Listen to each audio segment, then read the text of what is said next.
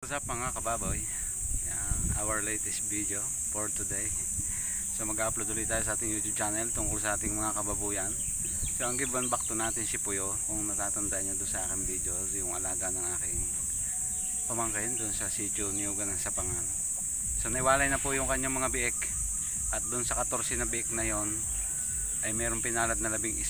Yan, nabuhay yung 11. So hindi pinalad yung 3.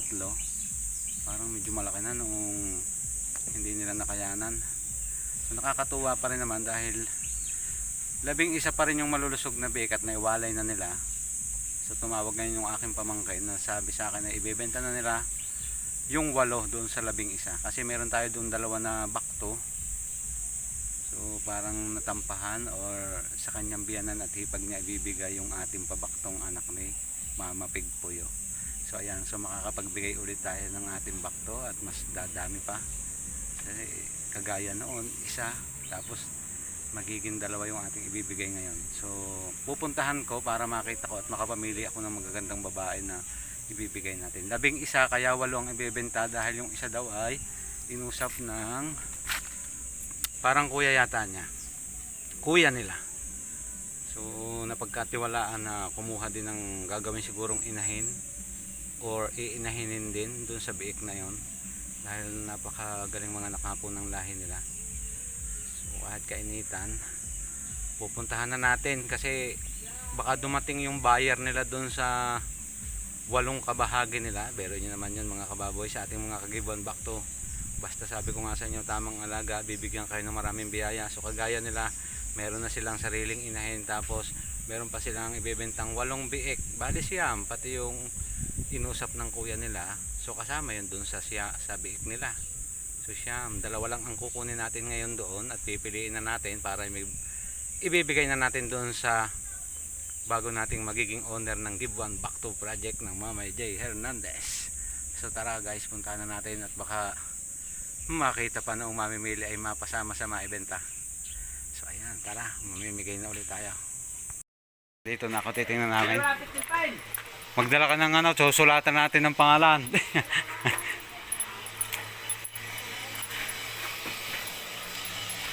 So titingnan natin ang biik ni Puyo. Nasaan si Puyo ngayon? Ready na nakakulong. So yun po, si Mama Pig Puyo. Nandito na yung kanyang mga biik. So sabi ko nga sa inyo, ayun, 14, 1, 11. Ayan.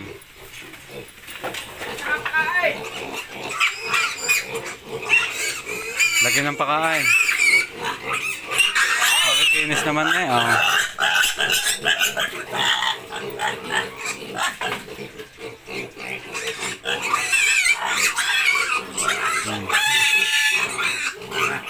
Bata pa talaga niya sila.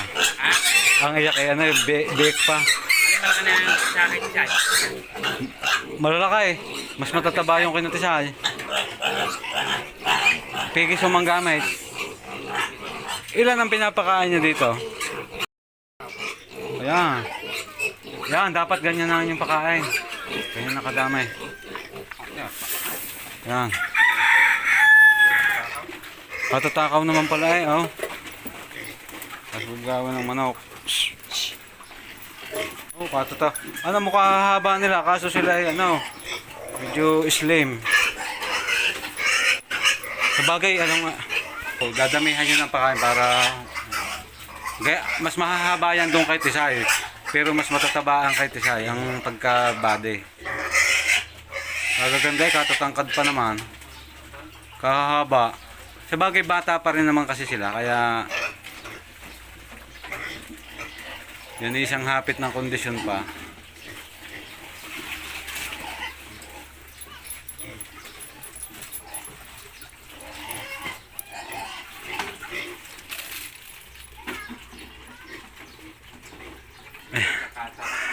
Ari pala, dahil palang babae, katatangkad ng babae, nakikita ko yun, nainom na yun, babae din.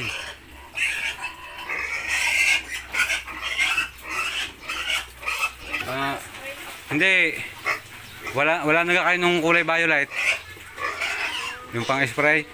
Pero kung wala, dapat ano, kumuha ka ng telan na red, gupitin mo, lalagay sa liig o sa saligan. Pula. Para kahit hindi kulay pula, basta lalagyan natin sa liig. O, tela. Gugupitin. Kaso, ngangat-ngatin nga pala nila. Oo, ng iba.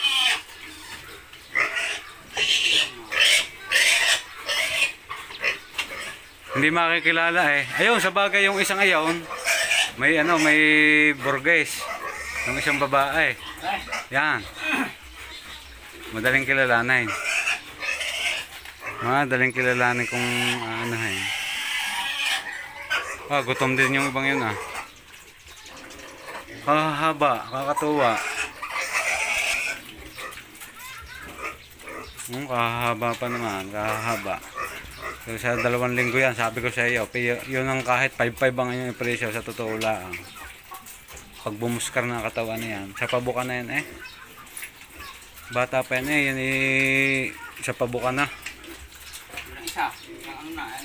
Kaya yan eh sa loob ng 2 linggo pa, Joy. Yan pamangkin ni pag ngayon yun pinatingnan. Sabi ko sa inyo. Nako. Swerte na yan lumagpas sa 4,000. Pero kung yan yung mga 2 linggo pa, uubos kayo doon ng mga mga isang sako na lang kamot, 225 kilos. Yan din naman kahit presyuhan nyo ng 5-5, ako magsasabi sa inyo. Dahil sa, kita ko na kasi sa pabuka pa lang ang katawan. Oo. Kagaganda pa naman, kahaba, kaya tuwan-tuwa ang mamimili dyan. Mahaba, matangkada, tiyan mo yung kalahatin sa loob. Plakda agad.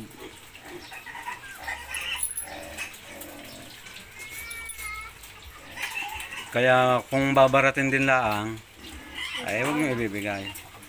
Pero pagka sinabi pamangking yung mga 4,000 o kay Porto, ibigay nyo na. Kung kukunin. Pero kung hindi kukunin ng gayon at bababa pa sa 4,000, huwag. Naku po. Gagastos lang kayo sa loob ng 2 linggo ng magkano ipagpalagay na 2,500 ang isang sakaw ng Pigisom o kaya ng Vision. Ay ang idadagdag naman sa iyo sa loob ng 2 linggong yung bawat isa diyan madadagdagan ng kung kukulang 1,000. Maniwala kayo sa akin. Ay di ilan niya 11, di halos 11 mile ang pag-itan. Oo, 8,000 na lang ang kamaw. Oo. Ay nga pala sa 8. O di sa 500 4 mile. Ay malaki may dagdag. 10,000. Ang 40 yan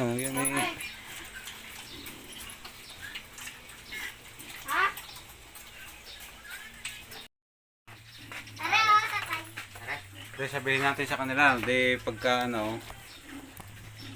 sabihin natin yung may mga tanda. Kung ako lang niyan yun nga kay Raul, 2 pala ang babae. Binisita ko din kanina. Sabi ko nga Raul, para hindi ka na sabi ko sa mag-asawa, para hindi sila mahirapan. Pagka naka 35 days, kukunin ko yung 2 babae, ako magkukondisyon at bago ko ibigay dun sa kanilang kausap na bakto. O makakatipid pa kayo sa pakain. Ako na ang magpapakain, ako ang magkukondisyon. Kasi gusto kong ibigay dun sa kukuha talagang yung kondisyon.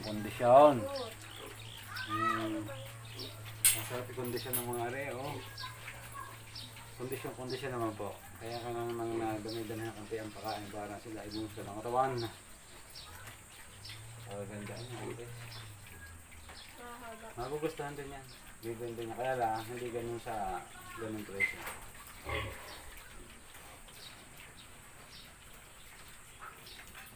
Kung sa haba doon sa binili na 4,700 gaya kahaba mas matagal-tagal naman. Kailangan talaga talaga naman ang pakain. So, yung mga kababoy, grabe. Yung pati nung binali namin. Hindi ako lumabas pang isang mahaba. Halos mag-50 days pang malaki ang lumabas.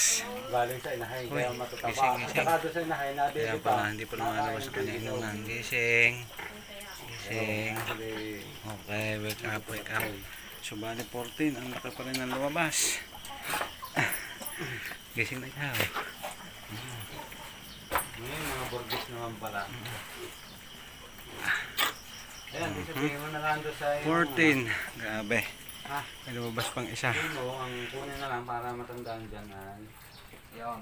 Are. Tsaka yung isang may burgis din diyan. Ayun mo. Ay, oh. Ito. Yan. Yung mabilis tandaan, tapos kanino nyo ba iyan yung isa? Kahit yun, may ano rin, may itim din. Kanino nyo iyan yung isa niyan? Maiwanan? Sa mahihipag. Ah. Yung inusap na siya. Aring may mga burgis na rin siya yung ina... Ano siya? Oo yun, mahalin sa kanila. Mamili sila ng mabilis sa dalawang may burgis na rin ha. Kaya may dalawang burgis. Okay? Yung burgis sa puwet at unahan. Madali pang tandaan. Tapos yung sa inyong hipag, hindi kayo nang bahala mag-usap kung ano yung gusto mong ibigay. So yan, pinili na natin yung ating ibibigay na bakto dito. Nasaan ka? Papangalanan ko sana silang ano, si Panyang third at si party na Bakta. po nitong aking libuan bakit Si Bakta at si Panyang. Bakit ganito sabi nito sa iyo? Bakit Panyang dito? So may ari nga po Isa sa pangan eh. bigyan ng bakto na si Oo, Juana. sasabihin mo ha. Kuya. Sabi mo Lola, pangalan daw po niya ni si... Malayo ang trabaho niya kaya ako na rin ang nagbabantay at saka May yung pahindi kapatid na. ni Charis. Isa pa, matay tayo dyan. Nako, huwag pala yun. Pinatulog ko na kaya ako nagbabantay. Sabi ba't pinangalan doon? Maboy diyan sa may mga libuan bakto. Huwag kayong mawala. Eh, si ano na lang, si Bakta. Marami din pong At saka biyaya si ano, bibigyan si ng Bekta. kahit mga baboy na itong pinamigay ko sa Magkapatid naman sila eh. kaya nito. Si Bakta at si Bekta. 11 ngayon, 14. Yan. Kasi kaya ako nilalagyan ng pangalan, nililista ko din kasi doon sa aking si listahan. Kinis. Lahat ng mga bigay ko Siyam, ng mga tapos pangalan. 11 na yung Mga anak. pinakahuli dun sa Kaya sa pangatlo, baka marami na rin. Nakakatuwa. Nakakatuwa talaga. So, happy palming po sa ating lahat. Sana Si kayo Bakta at magtagumpay si din Bekta. kagaya ng aking kuya. na Dalawa. pangatlo na. So kung hindi naman nila ano eh. Pangalawa naman yung kanya. Oh, at marami na po tayong anak. So, anak din po nito si Puyo, yung may anak namang labintatlo. Napakagaling mag-anak Na naman. 23 days na. Wala ka sa akin. Nung nakita niyo sa aking video, yung akin tinurukan ng mga vitamins. So, anak nito yun. Katutakaw ng vision, ng karambol, Kaya kaya mapig Puyo. pero kulang. Yan ay labing Marami isa na rin eh. tayong mga buntis. Halos mga ang mga isa gibon diyan back ay to na nakain ng ano eh, kalahating cup. dumalaga. Kalahating cup na. Noodles. Na kaya malapit na rin mga magsipag. Para hindi kayo magtagal. Hop, Pag nagsusunod na. inyong ganunti, matagal lalo sa paglaki. Samantalang kung dadamihan nyo ng biglat, gaya. Ang hindi lang binibigyan ng marami agad, eh, yung kawawalay laang, tapos masasasaan agad sa pakain at painom. Pero yung gayang katatakaw na at katatakaw din uminom, laya na ang tubig, yung painom, laya ang pakain. Damihan nyo, kagaganda naman ang dumi nila eh. Oh. Lamang ng tatay. Oo, walang tatay. Hindi na yung pati magtatay, sila yung nasanay na. Hindi na pati yan, hindi na nakakatakot pati ang ganyang edad din. Mga ganyan. So yan mga kababoy, so ang pinigay natin pangalan dito ay si, ano nga ito yung pangalan? Oh, si Bakta at si Bekta. Yun, so yan lang mga kababoy, ako uuwi na at marami pa rin akong gagawin. Hoy, Bekta. Si Bekta, yung maraming ano yung sa puwet. Oo, yun yung isa. Yan, si Bakta. Okay. Ayaw pala nila ng Panyang. Meron daw pangalan din yung bata, si Panyang. Okay. So, thanks for watching. So, yan, nakakatuwa naman. Pero yun naman, meron silang ibibintang siyam. So, kapirahan na yung kayamanan. Kung mali 1,000 yung isa, ay madami-dami na. Tapos meron pa silang inahin. Ayun, malapit na ulit maglandi. Tapos meron pa tayo may pamigay na bakto ulit na dalawa. So napakarami natin itong bakto ngayon. Ang mga anak ko ngayong bakto ngayon dyan ay napakarami. Sunod-sunod daw mga anak. Tapos yung aking mga inahin, mga anak na ulit. Kaya mga mahigit 10 o kulang 20 ang may ipamigay natin ngayong June at saka July. So update ko na lang kayo sa aking video. Sana mapanood ng mga naka-schedule dyan ang kanilang mga bakto.